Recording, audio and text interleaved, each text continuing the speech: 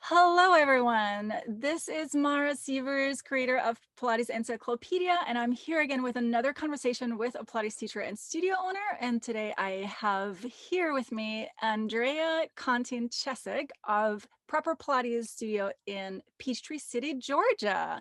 How are you? I'm good. Thank you for having me. I'm honored. Oh, for sure. It's so lovely to connect. I have decided that 2021 is my word for this year is connection and collaboration. How about that? I think That's a the world, good that's a good one. I think the world needs more of that.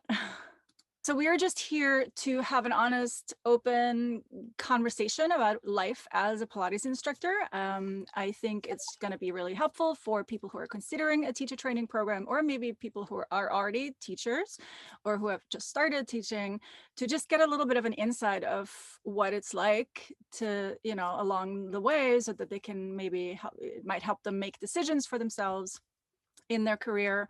And your studio, you just have become a partner studio for Pilates, the Pilates Encyclopedia teacher training program. It's a hybrid program, so people can study online and then practice at your studio. So that's really exciting.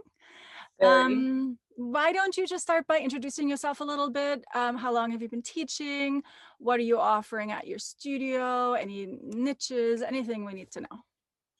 I got certified in 2006. I started my training at the beginning of that year, and by 2007, I finished my training. I taught at, I was in Atlanta, Georgia at that time at a very nice studio for several years. I stayed there for about 4 or 5 years. And then we moved to Peachtree City.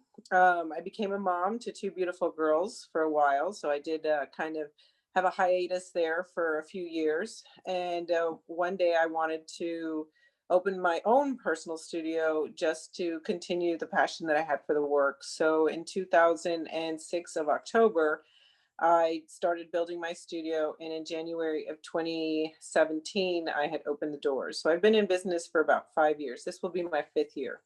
Nice, nice. You said 2006, it was 16 probably, right? Well, I got certified in 2006, and then I started opening the studio or building it in 2016. Right, right, right. Yes, got it. So 10 years of sort of teaching experience before you pulled the trigger and opened your own space. Yes. Yeah,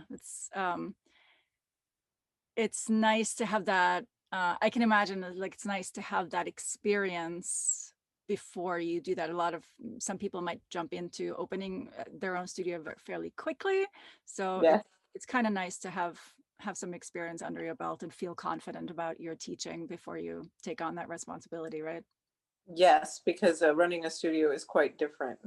Yes, it's another whole other skill. So at least you don't have to worry about, am I good enough teacher, when you start to Correct. think, am I good enough business owner?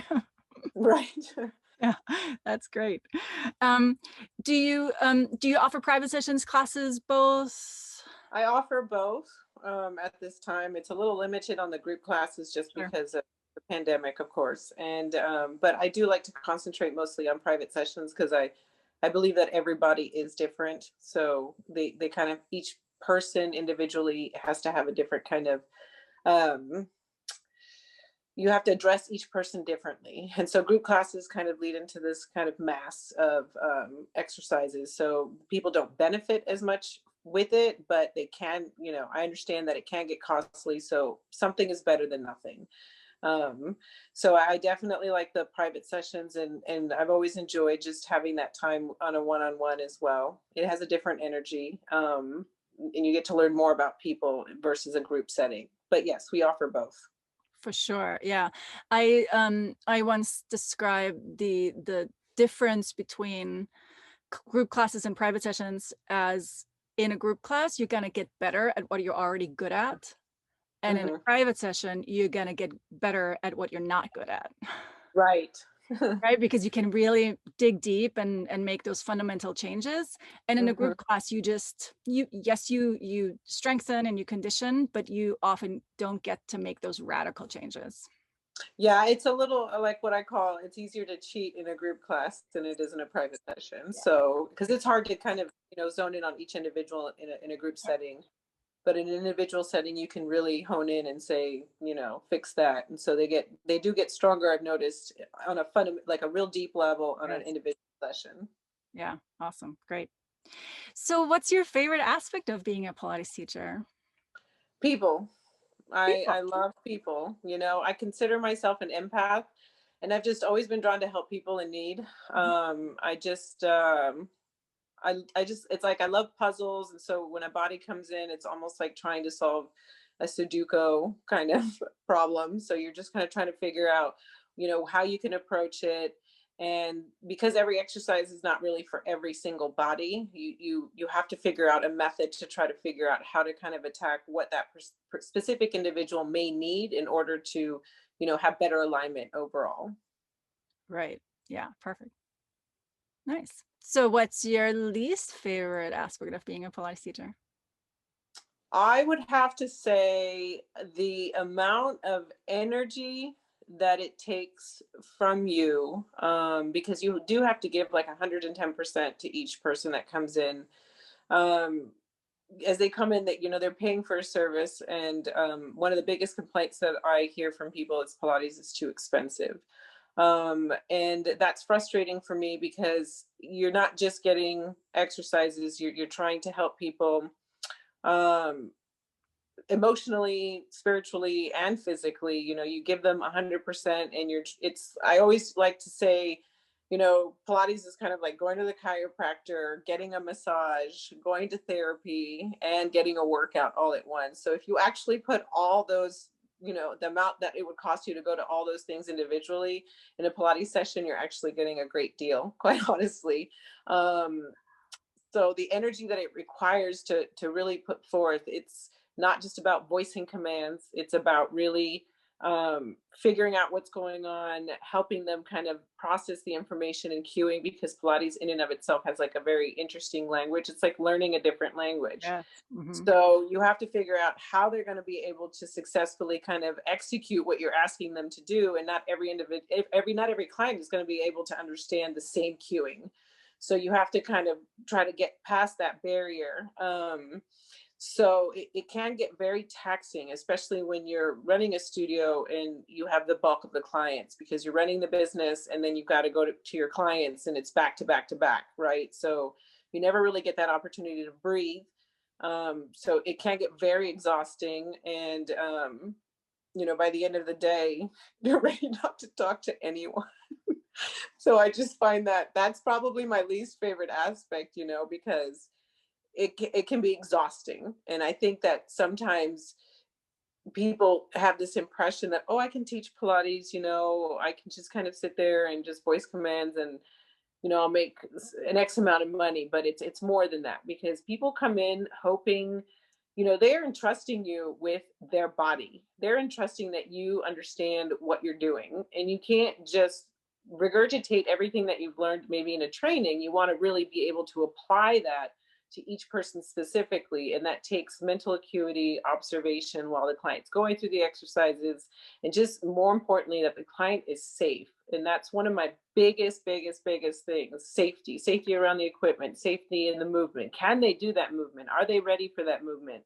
It's always best to try to hone back everything that you've learned and just stick to the basics until you feel really, really confident that that client can actually do something more intermediate or more advanced, as they classify it. So, because a lot of times, running a studio, I've seen teachers really just kind of, they get bored. The teacher gets bored, because when you're going from one client to the next, a lot of times you might find yourself like going through the same session, because you're trying to get them to understand the foundation of Pilates. And what happens a lot of times is that I see other instructors get really too creative, and because they themselves are bored with teaching that over and over again. But the reality is that you have to try to stay focused on what is it that you're trying to accomplish? What is it that you're trying to teach these clients so that they stay safe throughout the session?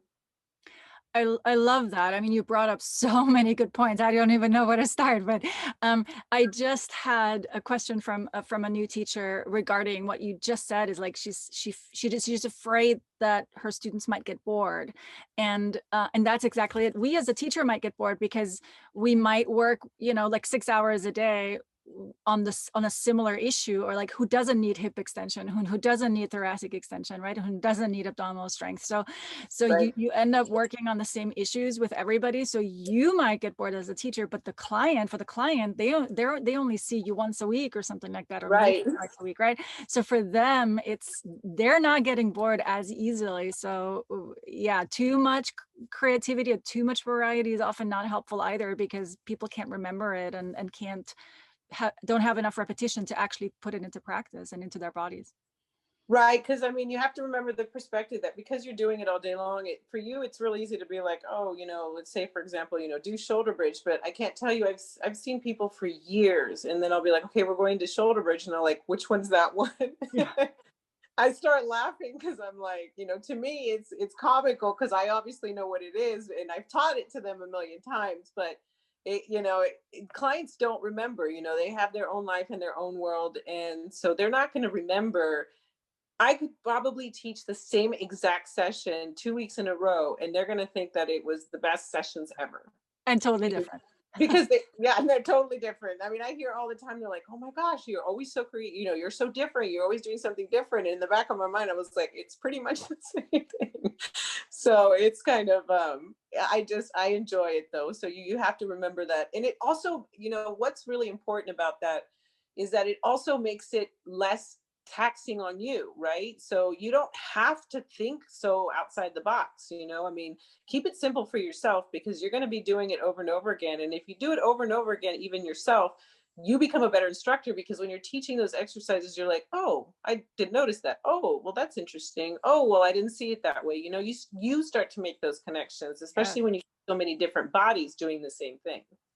I love that you say that. You hadn't thought about it from that direction, but you're so right. The more often you teach the same exercise, if Mhm. you're willing to look for different cues or different ways to say something, or if you're really, really watching your students' bodies, not just glancing over them, but you're really looking for what is it different, because you need some time, right? You need to process. I remember when Mhm. I first started, and probably everybody's like that, you look at a person's body doing the exercise and you realize something's off, something's not the way it should be, but I can't put my finger on it. I don't know what it is.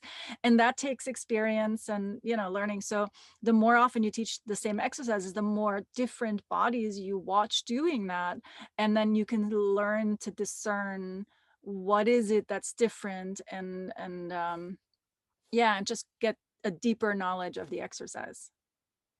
It is. I mean, even after, so many years of teaching, there's light bulb moments Mhm. every day over the simplest exercise. And you're like, oh, duh, you know? So well, when you start going so far out of the box or being too creative, you don't get those opportunities to be able to kind of see those connections between all the exercises and the overall work in and of itself, if that makes sense. Totally. There's another metaphor that I like using, or that came up for me, what having that experience is, so when you live in a big city and you take the subway, you sort of, you're underground, you don't see anything, and then you poke up somewhere, and then you explore this little area there, right? And then you go back underground, go somewhere else in the city, poke up, and then explore this little. And then over years, you start to make the connections. Oh, from here, that, if I walk down this street, that takes me to that subway. Right. So Yep. all of a sudden it fills in, those Hmm. gaps fill in, and Pilates, I find, is exactly the same way. Right. You teach I agree. bridging and you teach chest lift, and all of a sudden, years down the road, you realize, oh, that's how everything is connected, and Right. really enriching for the It teachers. is. It really is. Nice. The energy that you brought up, I can absolutely, absolutely relate to that too. I think a lot of new teachers are really surprised at how much energy teaching takes. And it's not the Mhm. teaching, like it's not we're not exercising, right? but the mental and I also love that you bring up the emotional energy is huge, because you're trying to feel not just the movement that your students feeling, but like you said, the emotions, because often with movement, people are scared. If they're in pain, they're scared to do a certain movement. So you sense that and you're with them in this feeling, so you can guide them through it, right? And put them at ease and make sure they're safe and all those things that you brought up. So yes, that's a lot of energy output. I totally agree. And yeah, and those clients also, they have lives outside of that door. When they come in, you don't know if they just broke up with their boyfriend, if they just got, yelled at by their mom. So they could be in a very kind of low vibrational kind of sense of self. And the last thing, they want to hear is, they want to come in and feel better. I mean, that's the whole purpose. They want to feel better. They want to be uplifted in the sense of like, just, you got to move that energy within them, because energy can become stagnant within the body. And it does I truly believe myself that it does get stuck in the body. And it kind of manifests itself in physical kind of ailments or whatnot. So really it's just try to move that out. And it's, important to try to how to release it, make them feel better, so that they feel better when they do walk out the door. And that is an energy exchange. So you have to be able to try to find very deep reserves within yourself to be able to try to give that to them, because it can be very, very exhausting. Yeah, or just plan on not teaching too many hours. Right. Right? Especially when you first start teaching. I mean, I made that mistake, but I mean, I've learned that I have also very deep reserves. Yes. And everything gets easier with practice, Mm-hmm. but I remember one of my teachers at my studio asked me, she taught like one or 2 hours back to back, 2 hours back to back. And she said, how do you do this for 6 hours? I'm exhausted. So. Yeah, that makes me laugh, because if I have to leave my studio, because I'm like, okay, I'm going to a workshop, and I give my teachers kind of clients of mine to take care of them, I have heard that from them. They're like, how do you do this? And I'm like, you get used to it. And it ironically, when you have those kind of clients, it's very similar to becoming from a beginning Pilates student to an advanced one. You have to kind of ease your way through it, because you do have to build that kind of resilience in it. Otherwise you'll in the short terms, you'll hate yourself. So Yeah, it's energy management, right? You it realize is. what you need to manage your own energy. Yeah. I love this. This is awesome. Um, okay, so what if you were to hire a Pilates teacher right now, what are the most important skills? And we can combine Pilates skills as well as soft skills, or skills outside of the realm of the Pilates method. What would you Mhm. be looking for? I would say they have to be hungry. They have to be able to really want to do that. They have to have a desire, and a complete joy for wanting to teach, and a passion for it. Otherwise, it's like I said, it's a regurgitation of voice commands. I think people get very um when they come in and like, oh, I want to be a Pilates teacher, and because it looks really cool from the outside at times, but it does take a lot of work, and you really have to love what you're doing, because you can, like I said, because it takes so much energy, you can get very tired very quickly, and then it'll feel just like a burden. So if you don't have that desire to try to help people, you're never going to really find any kind of success in joy in doing it, because it is a teaching position, and you have to love to teach. If you don't like teaching people, it's not just, oh, I'm just going to go teach Pilates today. It's, you really got to enjoy doing what you want to help people. You mean if the motivation for becoming a Pilates teacher is to work out, that might not be the best motivation. Right. Or play with the equipment, or be able to have access to it, I mean, so it is, you really got to have an authentic desire to help people. Only then can you help others in return, and ultimately become a good teacher.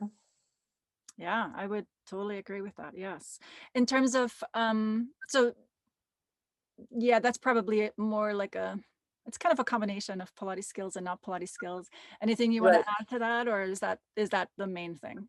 Well, yeah, you just have to be a people person. You really have to be able to know how to communicate, and really try to get your point across. I mean, like I mentioned before, this is a new language for people coming in through the door, especially people who have never tried Pilates before. And really, you have to be able to have those communicative abilities to be able to translate to them what exactly it is that you're looking for.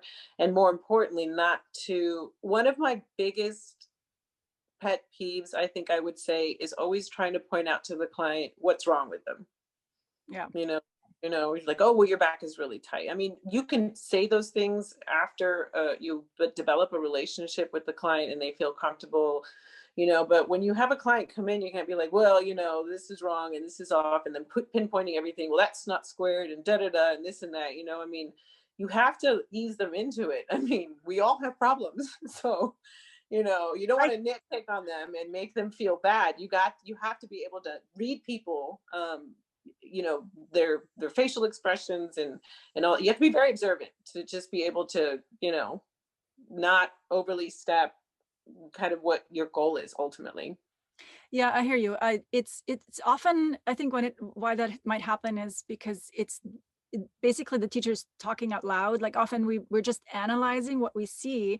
So we see, a stiff spine and we say, oh, your back is really tight. And basically we're just saying that for ourselves because we're processing Right. it maybe, but Right. we have to realize that we're sort of judging the person, or they might feel judged, I should say. They might Right. feel judged in that moment. So I might filter that and not say it.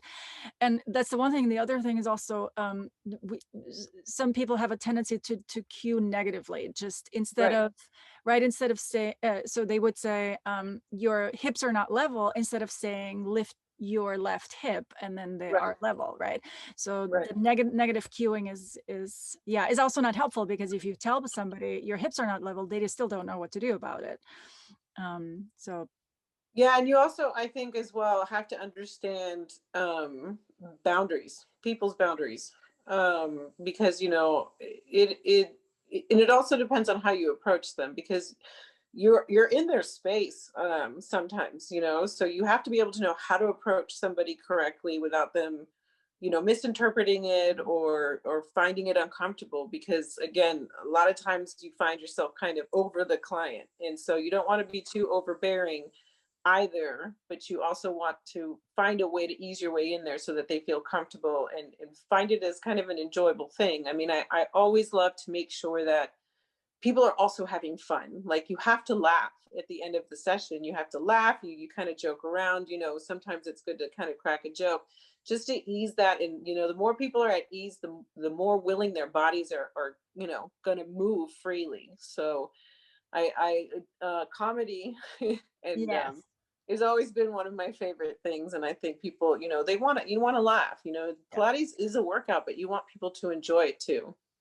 for sure. If you have a sense of humor, use it. Yes. Yes, please. So a sense of humor is really good. That's true. Awesome. I love it.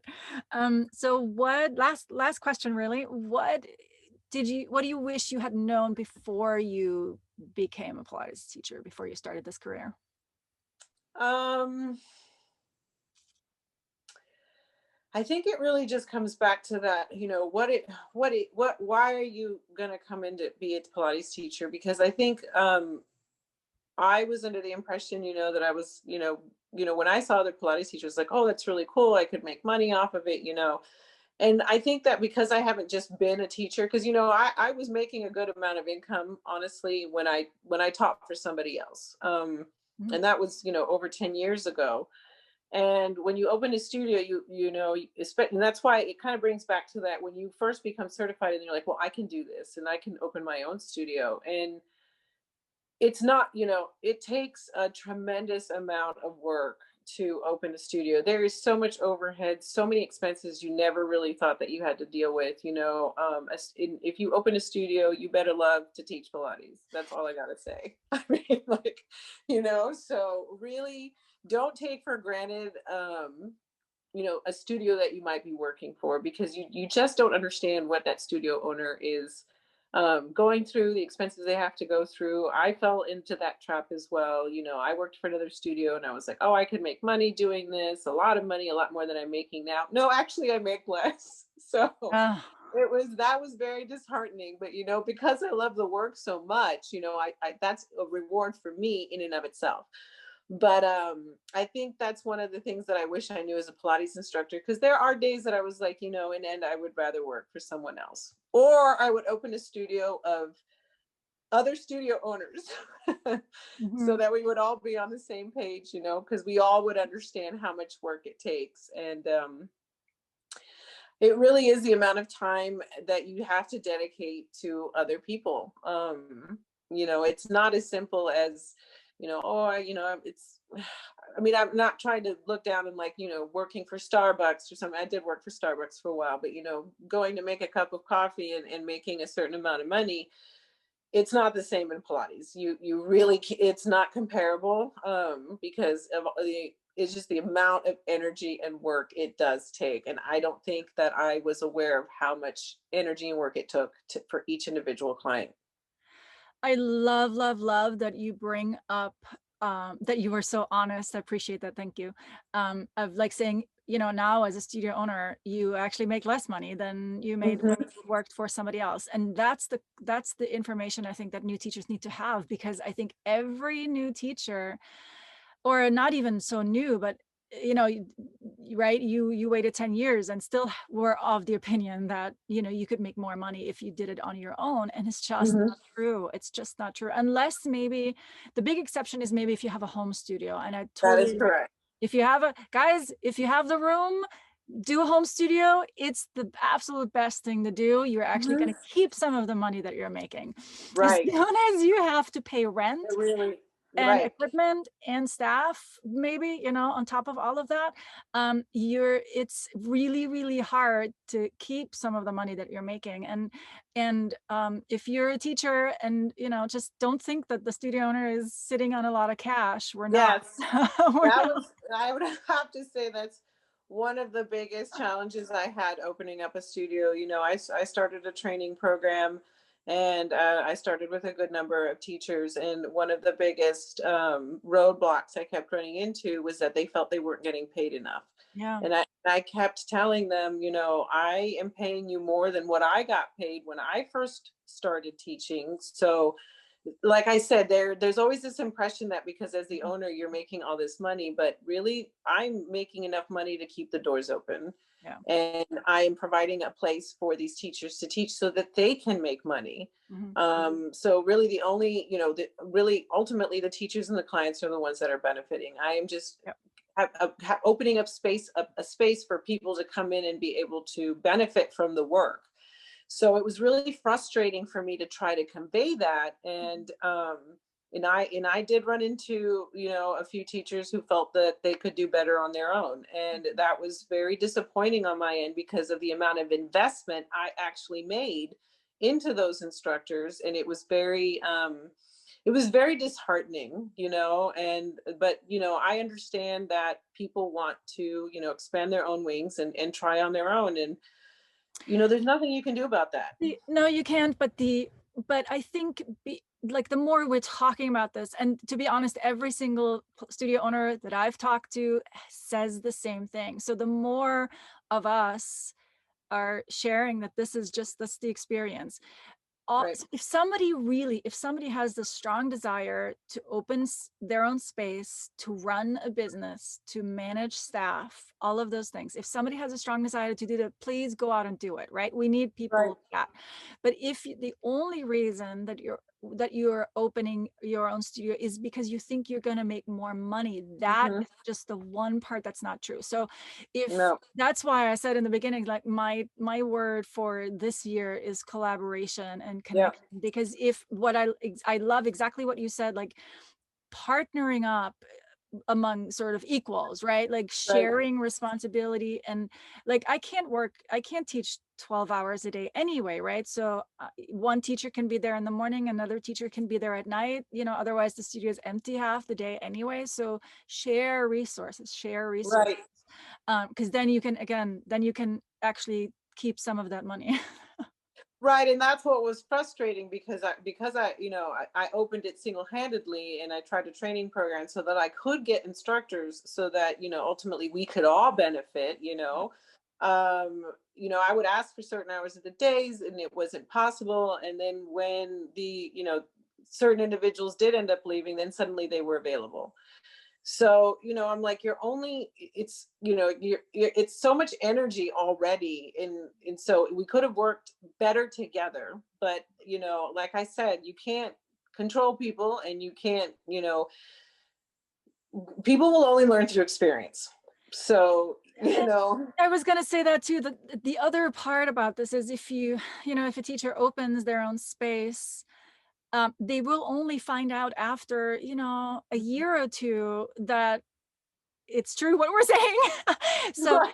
they're putting them into Right. I this mean, I did it too, I did it too. I worked for a beautiful studio, and I told myself, Yeah. oh, I could do this on my own. Like, oh, I could make more money. I could, and then, like a year into it, I was like, no, I can't. And So, then comes burnout, right? Then it's like, right. Then because you we're get teaching burned out, so and much then to make more money. Yeah. you got to be careful because, as teachers too, I think both other teachers and clients forget that we're people too. I mean, we have bad days too. And so a lot of times I don't think Pilates teachers get credit for the fact that they've had a terrible day, and they still have to come in and give 110% to you. And so a lot of times, I think that sometimes we can be taken for granted as well. And we have to we have to be able to deal with that, internally, because, you can't start screaming at your clients. So, we deal with a lot, I mean, we deal with, and then clients, of course, they come in and they tell you, everything that's going on with their day. And, that alone, you have to kind of, we're like sponges, we're all sponges. So you have to kind of process all that and try to be able to just kind of give them the best session that, you can. Right. Yes. Agreed. Well, that was wonderful. I really appreciate your honesty, your openness, some really, really smart things you said. Is there anything you want to add that you want to let the world know?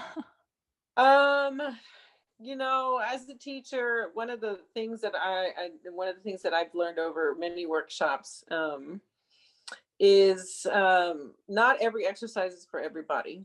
Mhm. Yeah. And more importantly, too, just because you got certified doesn't mean your education ends there. Mm. So you have to, it's just like any other, profession that requires skills. You have to be able to invest more money. It's not just, oh, I got certified and now I'm just going to teach. Yes, you can learn from people, but there's a lot of information out there that can help you grow faster. And yes, it does take investment, and you have to be able to find that, if you have a true passion, you're going to keep looking. You're going to keep wanting to dig deeper. You want to understand, you know, all kinds of different Pilates. You've got contemporary, you've got classical. I've had gone to workshops where it's a hybrid between the both. And ultimately, we're all looking for the same thing. We just want to help people. We want to help people out of pain.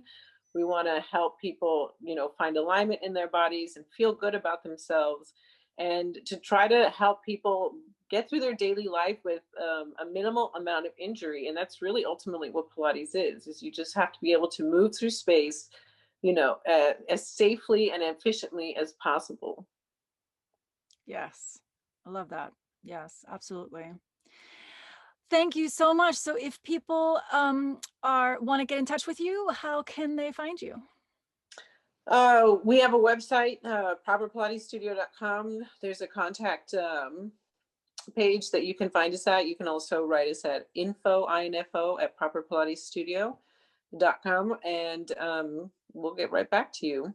Awesome. Great. And if anybody is interested in the Pilates Encyclopedia teacher training program hybrid version, so you would learn from home, study at home, and then practice potentially at Andrea's studio, then check out pilatesencyclopedia.com/teacher-training.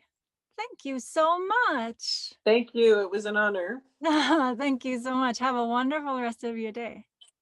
You too. Bye. Bye. Thank you so much for watching. If you enjoyed this, please give it a thumbs up. Subscribe if you haven't already.